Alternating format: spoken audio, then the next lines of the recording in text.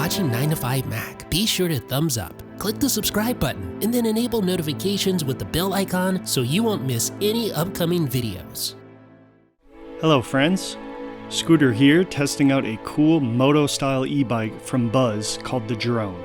This is a Class 2 electric bike with a motorcycle-inspired frame and seat and comes in a beautiful and sporty cherry red and a caged headlight. The unboxing was relatively simple and everything was securely packaged and wrapped to avoid any damage during transit.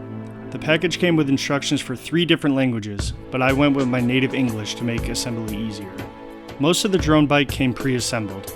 I just needed to attach a few vital components, starting with the front fender.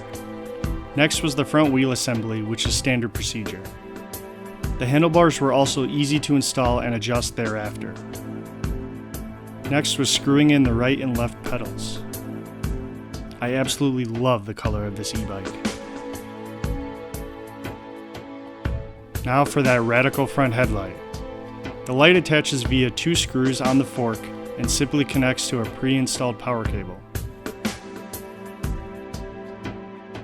The 2 provided keys enable access to the battery pack, which easily pops in and out for safety and storage during winter months. Next, I assembled the provided charger pack, which can replenish the battery in 4 to 6 hours.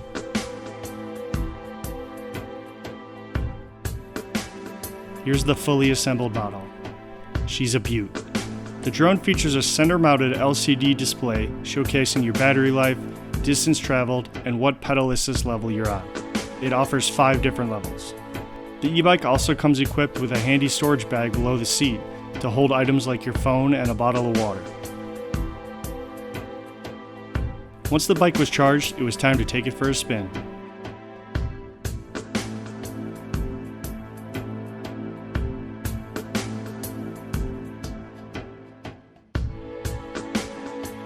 My first impressions were that it was a quiet, smooth, and easy ride.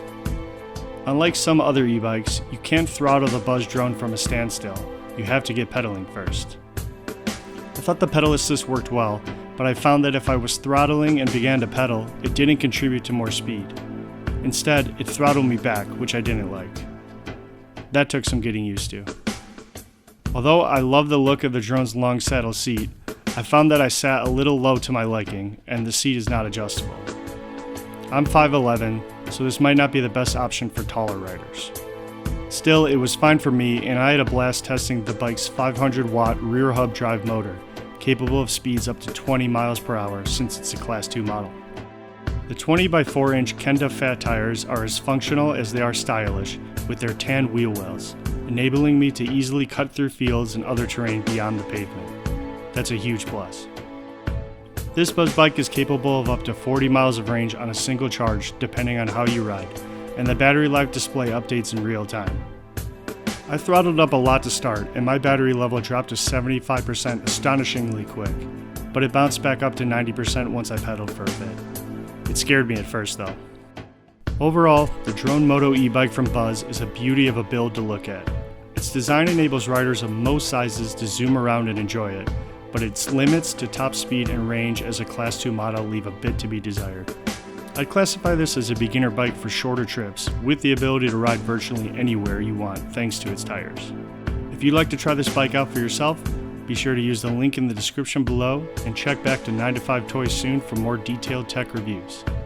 I'm off to go ride some more now that the weather is finally nice again.